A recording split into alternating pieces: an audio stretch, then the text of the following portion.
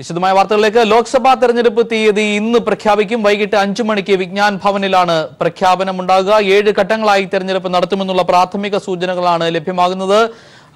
April മധ്യത്തോടെ തെരഞ്ഞെടുപ്പുകൾ നടത്താനും May 16, 17 തീയതികളോടെ ഫലം പ്രഖ്യാപിക്കാനും ആണ് സാധ്യത എന്നുള്ള വിവരങ്ങൾ ആണ് ലഭ്യമാകുന്നത്. ദില്ലിയിൽ നിന്ന് സന്തോഷ് സെർലിംഗ് ചേരുന്നു. സന്തോഷ് സെർലിംഗ്, എപ്പോഴാണ് തെരഞ്ഞെടുപ്പ് കമ്മീഷൻ മാധ്യമങ്ങളെ കാണുന്നത്? തീയതികൾ സംബന്ധിച്ചുള്ള പ്രാഥമിക സൂചനകൾ ലഭ്യമായിട്ടുണ്ടോ? ജോർജറ്റ്, വൈകുന്നേരം 5 മണിക്ക് തെരഞ്ഞെടുപ്പ് കമ്മീഷൻ വാർത്താ സമ്മേളനം ഇപ്പോൾ വിളിച്ചിട്ടുണ്ട്. തെരഞ്ഞെടുപ്പ് കമ്മീഷൻ ആസ്ഥാനത്തല്ല ഇത്തവണത്തെ വാർത്താ സമ്മേളനം, പകരം വിജ്ഞാൻ ഭവനിലാണ് വാർത്താ സമ്മേളനം നടത്താൻ നിശ്ചയിച്ചിരിക്കുന്നത്. നിലവിൽ ലഭ്യമായിരിക്കുന്ന വിവരങ്ങൾ പ്രകാരം 7ഓ 8ഓ ഘട്ടമായിട്ടായിരിക്കാം തെരഞ്ഞെടുപ്പ് കമ്മീഷൻ തെരഞ്ഞെടുപ്പ് തീയതികൾ പ്രഖ്യാപിക്കുക. 16ാം ലോക്സഭയുടെ കാലാവധി ജൂൺ 3-ാം തീയതി അവസാനിക്കുകയാണ്. അതിനു മുമ്പ് തന്നെ പുതിയ സർക്കാർ ഡൽഹിയിൽ അധികാരത്തിലെത്തിയേ മതിയാവുകയുള്ളൂ. അതിനായുള്ള ഒരുക്കങ്ങൾ കഴിഞ്ഞ 2 ആഴ്ചയായി ഇലക്ഷൻ കമ്മീഷൻ പൂർത്തിയാക്കി വരുന്നുണ്ട്. 543 ലോക്സഭാ സീറ്റുകളെ കൂടാതെ ഏകദേശം 5ഓളം നിയമസഭകളുടെ കാലാവധി പൂർത്തിയാക്കിയിട്ടുണ്ട്. അതിൽ ജമ്മു കാശ്മീരിലാകട്ടെ 2018 നവംബർ മുതൽ രാഷ്ട്രപതി ഭരണമാണ് നിലനിൽക്കുന്നത്. അതുകൊണ്ട് തന്നെ അവിടെയും തെരഞ്ഞെടുപ്പ് നടത്തണം. ബാക്കി അരുണാചൽ പ്രദേശ്, സിക്കിം, ആന്ധ്രാപ്രദേശ്, ഒഡീഷ സംസ്ഥാനങ്ങളുടെ കാലാവധി മെയ് അവസാനത്തോടു കൂടി പൂർത്തിയാവുകയും ചെയ്യും. ഈ സംസ്ഥാനങ്ങളിലെ തിരഞ്ഞെടുപ്പും ലോക്സഭാ തെരഞ്ഞെടുപ്പിനോടൊപ്പം തന്നെ പ്രഖ്യാപിക്കാനാണ് സാധ്യത. ജമ്മു കാശ്മീരിന്റെ കാര്യത്തിൽ മാത്രമാണ് ഇപ്പോൾ ഒരു അനിശ്ചിതത്വം പറഞ്ഞു കേൾക്കുന്നത്. നിലവിൽ പുൽവാമ സ്ഫോടനത്തെ തുടർന്ന് അവിടുത്തെ സുരക്ഷാ വിഷയങ്ങളൊക്കെ തെരഞ്ഞെടുപ്പ് കമ്മീഷൻ പരിഗണിക്കുന്നുണ്ട്. നിലവിലെ സാഹചര്യം അനുകൂലമല്ല എന്നാണ് പല പാർട്ടികളും തെരഞ്ഞെടുപ്പ് കമ്മീഷനെ അറിയിച്ചിട്ടുള്ളത്. അതുകൊണ്ട് തന്നെ 4, 5 തീയതികളിലൊക്കെ കമ്മീഷൻ അവിടെ നേരിട്ടെത്തി സ്ഥിതിഗതികളൊക്കെ വിലയിരുത്തുകയൊക്കെ ചെയ്തിട്ടുണ്ട്. ഇന്നത്തെ തീയതി പ്രഖ്യാപനത്തിൽ ജമ്മു കാശ്മീർ കൂടി ഉൾപ്പെടുമോ എന്നതാണ് ഏവരും ഉറ്റുനോക്കുന്നത്. 5 മണിക്ക് തെരഞ്ഞെടുപ്പ് തീയതി പ്രഖ്യാപിച്ചു കഴിഞ്ഞാൽ അപ്പോൾ മുതൽ രാജ്യത്തെ പെരുമാറ്റച്ചട്ടം നിലവിൽ വന്നു കഴിഞ്ഞു. കേന്ദ്ര സംസ്ഥാന സർക്കാരുകൾക്ക് മറ്റു നയപരിപാടികളുടെ അനൗൺസ്മെന്റിന് ഇനിയും കഴിയുകയില്ല. നിലവിൽ തെരഞ്ഞെടുപ്പ് തീയതി പ്രഖ്യാപിക്കുന്നത് വൈകിയെന്നാണ് രാഷ്ട്രീയ പാർട്ടികൾ ആരോപിക്കുന്നത്. കാരണം 2014 മെയ് 5 തന്നെ തെരഞ്ഞെടുപ്പ് കമ്മീഷൻ തീയതി പ്രഖ്യാപിച്ചെങ്കിൽ ഇപ്പോൾ 10-ാം തീയതി ആയപ്പോഴാണ് പ്രഖ്യാപനത്തിലേക്ക് കമ്മീഷൻ നീങ്ങുന്നത്. അത് പ്രധാനമന്ത്രി നരേന്ദ്രമോദിയുടെ തെരഞ്ഞെടുപ്പ് റാലികളും മറ്റ് കേന്ദ്ര പദ്ധതികളുടെ ഉദ്ഘാടനവും മുന്നിൽ കണ്ടാണ് വൈകിച്ചതെന്നാണ് പ്രതിപക്ഷ പാർട്ടികൾ ആരോപിക്കുന്നത്. ഇന്നലെയോടുകൂടി നരേന്ദ്രമോദിയുടെ ഈ ആഴ്ച നിശ്ചയിച്ചിരുന്ന ഏറ്റവും അവസാനത്തെ കേന്ദ്ര പരിപാടികളുടെ ഉദ്ഘാടനം കൂടി പൂർത്തിയായി കഴിഞ്ഞു. സ്വാഭാവികമായും കമ്മീഷൻ അതുകൊണ്ട് തെരഞ്ഞെടുപ്പ് തീയതി പ്രഖ്യാപനത്തിലേക്ക് കടക്കുന്നു എന്നാണ് ആരോപണം ഉയരുന്നത്. കമ്മീഷനെ സംബന്ധിച്ചിടത്തോളം ഇത് വലിയ ഭാരിച്ച ഒരു ചുമതല തന്നെയാണ് ഈ തെരഞ്ഞെടുപ്പ് നടപടിക്രമങ്ങൾ പൂർത്തിയാക്കുക എന്നത്. നിലവിലെ കണക്കനുസരിച്ച് ഏകദേശം 10 ലക്ഷത്തോളം പോളിംഗ് സ്റ്റേഷനുകൾ സജ്ജീകരിക്കേണ്ടി വരും. വിവിധ സംസ്ഥാനങ്ങളോട് ഇതിനു മുന്നോടിയായുള്ള ഒരുക്കങ്ങളൊക്കെ പൂർത്തിയാക്കിയ റിപ്പോർട്ട് കമ്മീഷൻ വിലയിരുത്തുകയൊക്കെ ചെയ്തിട്ടുണ്ട്. 5 മണിയോടുകൂടി മുഖ്യ തെരഞ്ഞെടുപ്പ് കമ്മീഷണർ സുനിൽ അറോറയും മറ്റ് കമ്മീഷൻ അംഗങ്ങളും സംയുക്തമായിട്ടാണ് വാർത്താ സമ്മേളനം നടത്തി തീയതികൾ പ്രഖ്യാപിക്കുക. ഈ സ്വതന്ത്രമായി ഒരു തീരുമാനമെടുക്കാൻ കമ്മീഷന് കഴിയുന്നില്ല എന്നുള്ള ആരോപണങ്ങൾ നിലനിൽക്കുന്ന ഒരു സാഹചര്യത്തിൽ അതിന് സാധൂകരിക്കുന്ന രീതിയിലാണ് ഇന്ന് തെരഞ്ഞെടുപ്പ് തീയതി പ്രഖ്യാപിച്ചിരിക്കുന്നതാണ് ഏറ്റവും വലിയ പ്രത്യേകതയായി കാണാൻ കഴിയുക, നിരീക്ഷിക്കാൻ കഴിയുക. മോദിക്കായി കാത്തിരിക്കുന്ന, മോദിയുടെ സമയത്തിനായി കാത്തിരിക്കുന്ന തെരഞ്ഞെടുപ്പ് കമ്മീഷൻ എന്ന ആക്ഷേപം ശരിവെക്കുന്നതാണോ? ഞായറാഴ്ച ആയ ഒരു ദിവസം പോലും അവധി ആയിട്ടും തെരഞ്ഞെടുപ്പ് പ്രഖ്യാപിക്കാൻ തെരഞ്ഞെടുപ്പ് കമ്മീഷൻ തയ്യാറായിരിക്കുന്നു. എങ്ങനെ ആണ് രാഷ്ട്രീയ നിരീക്ഷകർ ഇക്കാര്യത്തെ കാണുന്നത്? സന്തോഷ്. ജോർജറ്റ്, ഇപ്പോഴത്തെ മുഖ്യ തെരഞ്ഞെടുപ്പ് കമ്മീഷണർ സുനിൽ അറോറ ചുമതല ഏറ്റതിന് ശേഷം ഉണ്ടാക്കിയ തെരഞ്ഞെടുപ്പ് പ്രഖ്യാപനങ്ങളിലെല്ലാം നിരവധി അബദ്ധങ്ങൾ കടന്നുകൂടിയിട്ടുണ്ടായിരുന്നു. ഇതാണ് അദ്ദേഹത്തിനെതിരെ ആരോപണമായി ഉയരുന്നത് പോലും. ഏറ്റവും അവസാനം നമുക്ക് ഗുജറാത്ത് നിയമസഭാ തെരഞ്ഞെടുപ്പ് തീയതി പ്രഖ്യാപിച്ചപ്പോൾ പോലും തെരഞ്ഞെടുപ്പ് കമ്മീഷൻ പ്രഖ്യാപിക്കുന്നതിന് തൊട്ട് മുമ്പ് ബിജെപിയുടെ IT സെല്ല് അവരുടെ ട്വിറ്ററിലൂടെ ഈ തെരഞ്ഞെടുപ്പ് തീയതികൾ പ്രഖ്യാപിച്ചിരുന്നു. അന്ന് ആരോപണം ഉണ്ടായതാണ്. ആന്ധ്രാപ്രദേശിന്റെ തെലങ്കാന സംസ്ഥാനത്തിന്റെ നിയമസഭാ തെരഞ്ഞെടുപ്പ് തീയതികൾ പോലും കമ്മീഷൻ കഴിഞ്ഞ തവണ വാർത്താക്കുറിപ്പിലെ ഉൾപ്പെടുത്തിയില്ല. പിന്നീട് പ്രത്യേകിച്ച് വാർത്താക്കുറിപ്പ് ഇറക്കിയാണ് മറ്റ് 5 നിയമസഭകളോടൊപ്പം തെലങ്കാന നിയമസഭാ തെരഞ്ഞെടുപ്പും പ്രഖ്യാപിച്ചത്. അപ്പൊ ഇതൊക്കെ വലിയ ആരോപണമായിരുന്നു. കാരണം ആ സമയത്ത് നരേന്ദ്രമോദി അവിടെ ഒരു തെരഞ്ഞെടുപ്പ് റാലിയിൽ സംസാരിക്കുന്നുണ്ടായിരുന്നു. സ്വാഭാവികമായും തെരഞ്ഞെടുപ്പ് പ്രഖ്യാപിച്ചാൽ പെരുമാറ്റച്ചട്ടം നിലവിൽ വരികയും പ്രധാനമന്ത്രിക്ക് തന്റെ പരിപാടികൾ ഉപേക്ഷിക്കേണ്ടി വരികയും ചെയ്യും. അപ്പൊ ഇതുകൊണ്ടാണ് തീയതി പ്രഖ്യാപനം അന്ന് നീട്ടിവെച്ചെന്ന ആരോപണം ഒക്കെ ഉണ്ടായിരുന്നു. സുനിൽ അറോറ ചുമതല ഏറ്റവും മുതൽ ആരോപണമുണ്ട്. അദ്ദേഹം ഗുജറാത്ത് കേഡർ ഉദ്യോഗസ്ഥനാണ്, നരേന്ദ്രമോദിയോടൊപ്പം ജോലി ചെയ്തിരുന്ന ഒരു ഉദ്യോഗസ്ഥൻ കൂടിയാണ്. അതാണ് സംശയത്തിൽ ആഴ്ത്തുന്നത് പോലും. എന്തായാലും ഇപ്പോഴത്തെ ഒരു അവസ്ഥയെ നമുക്ക് തെരഞ്ഞെടുപ്പ് കമ്മീഷനെതിരെ ഉയർന്ന ആരോപണം ശരിയാണോ എന്ന് പോലും സംശയിക്കേണ്ടിയിരിക്കുന്നു. കാരണം കമ്മീഷനെ സംബന്ധിച്ചിടത്തോളം ഇപ്പോൾ ഈ തെരഞ്ഞെടുപ്പ് തീയതി നേരത്തെ തന്നെ പ്രഖ്യാപിക്കാമായിരുന്നു. ഓരോ സംസ്ഥാനങ്ങളിലും അവരുടെ ഒരുക്കങ്ങൾ പൂർത്തിയാക്കിക്കൊണ്ടുള്ള റിപ്പോർട്ട് നേരത്തെ നൽകിയിട്ടുണ്ട്. സ്വാഭാവികമായും മറ്റു തടസ്സങ്ങളൊന്നുമില്ല. എന്നിട്ട് പോലും കമ്മീഷൻ എന്തുകൊണ്ട് ഈ ഞായറാഴ്ച വരെ നീണ്ടു എന്ന സംശയം വരുമ്പോൾ അത് ഉയരുന്നത്, അല്ലെങ്കിൽ ആ സംശയം വിരൽ ചൂണ്ടുന്നത് മോദിയിലേക്ക് തന്നെയാണ്. കാരണം അദ്ദേഹത്തിന്റെ തെരഞ്ഞെടുപ്പ് റാലികൾ വെള്ളിയാഴ്ച പൂർത്തിയായി. അതിനുശേഷം ശനിയാഴ്ച ഇന്നലെ ഡൽഹിയിലടക്കം മെട്രോയുടെ 4ാം ഘട്ട പദ്ധതിയുടെ ഉദ്ഘാടനമാണ് നിശ്ചയിച്ചിരുന്നത്. അതുകൂടി പൂർത്തിയാക്കാൻ കമ്മീഷൻ കാത്തിരുന്നു. എന്നെങ്കിൽ നേരത്തെ പ്രഖ്യാപിച്ചിരുന്നെങ്കിൽ അത്തരം കേന്ദ്ര പദ്ധതികളുടെ ഉദ്ഘാടനം നടത്താൻ പ്രധാനമന്ത്രിക്ക് കഴിയാതെ വരുമായിരുന്നു. അതുകൊണ്ടാണ് കമ്മീഷൻ രാജ്യം കാത്തിരിക്കുന്ന തെരഞ്ഞെടുപ്പ് തീയതി പോലും മാറ്റിവെച്ച് പ്രധാനമന്ത്രിക്ക് അവസരമൊരുക്കിയത്. അത് ശരിയാണ് എന്ന് സാഹചര്യങ്ങൾ മനസ്സിലാക്കുമ്പോൾ നമുക്ക് തോന്നുന്നുണ്ട്. അത് തന്നെയാണ്, വലിയ പ്രഖ്യാപനങ്ങൾ നടത്തി കഴിഞ്ഞിരിക്കുന്നു, റാലികൾ ഒക്കെ നടത്തി. അത് പൂർത്തിയായ ശേഷമാണ് തെരഞ്ഞെടുപ്പ് കമ്മീഷൻ ഒരുപക്ഷെ തീയതി പ്രഖ്യാപിക്കുന്നതിലേക്ക് എത്തുന്നത്. രാഷ്ട്രീയപരമായി കേന്ദ്ര സർക്കാരിന് ഒരുപക്ഷെ ജനങ്ങളുടെ മുന്നിൽ വോട്ട് തേടി ചെല്ലാൻ പറ്റാത്ത ഒരു സാഹചര്യം. തിരിച്ചടിയായി റാഫേൽ നിൽക്കുന്നു. സുപ്രീം കോടതി നിലപാട് അയോധ്യ കേസിൽ മറ്റൊരു തലത്തിലേക്ക് നിൽക്കുന്ന സാഹചര്യം.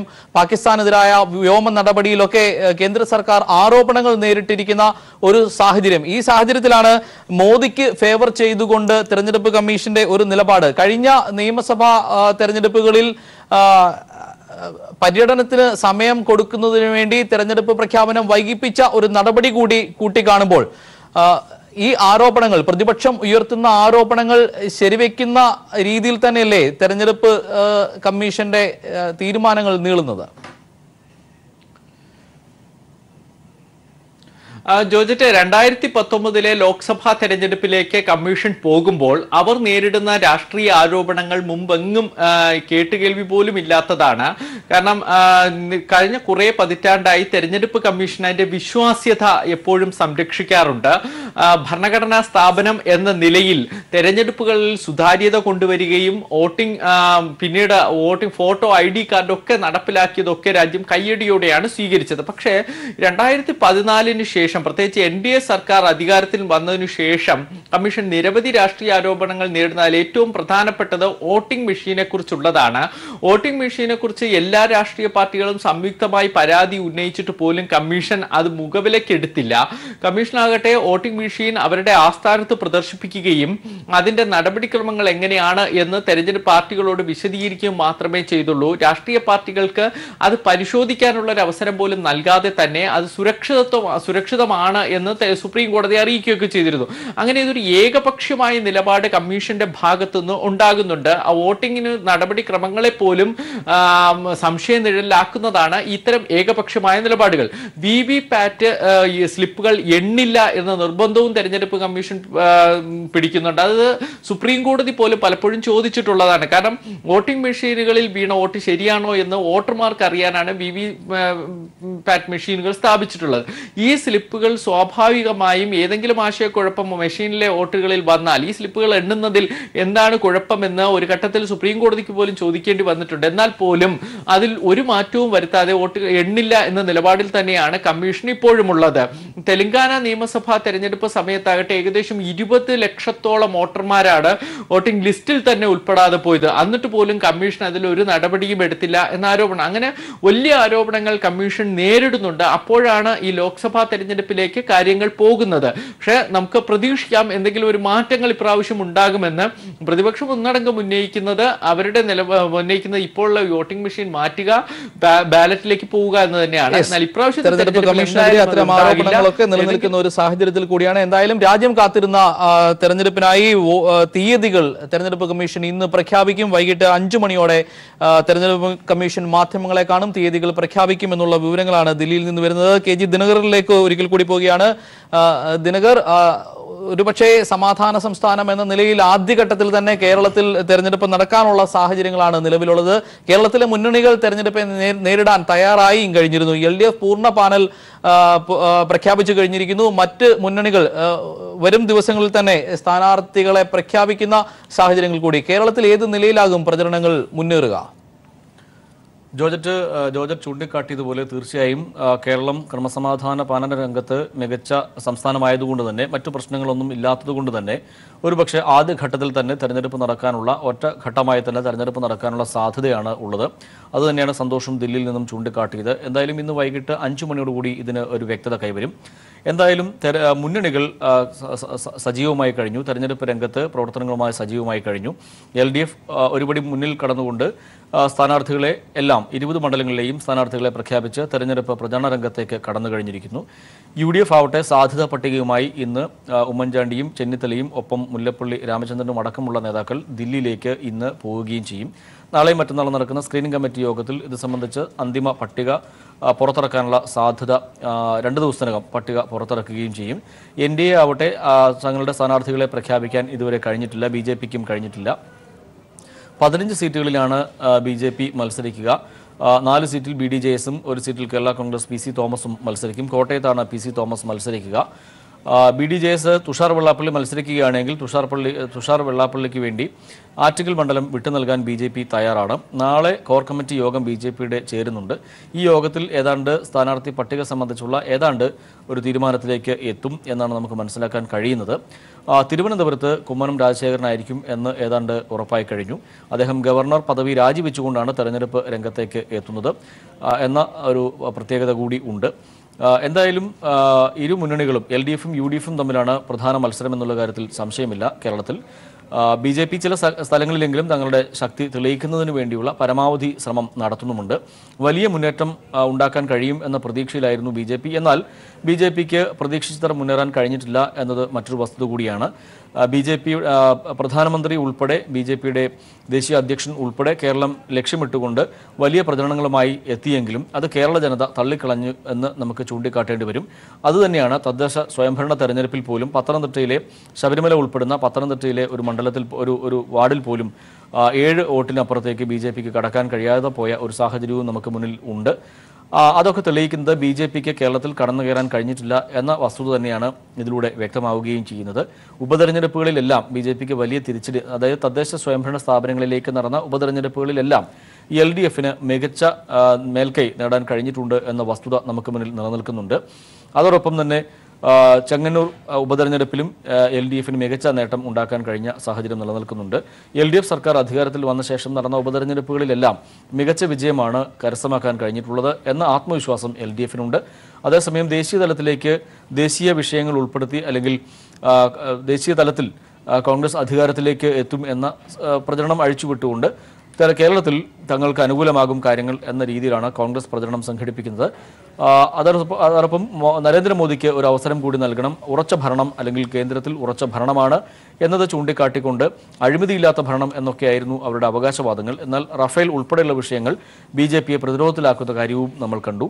ഇതൊക്കെയാണ് സ്വാഭാവികമായും ദേശീയ, പ്രാദേശിക, സംസ്ഥാന വിഷയങ്ങൾ ഉൾപ്പെടെ ചർച്ച ചെയ്യപ്പെടുന്ന ഒരു പൊതു തെരഞ്ഞെടുപ്പ് കൂടി സമാഗതമായിരിക്കുന്നു.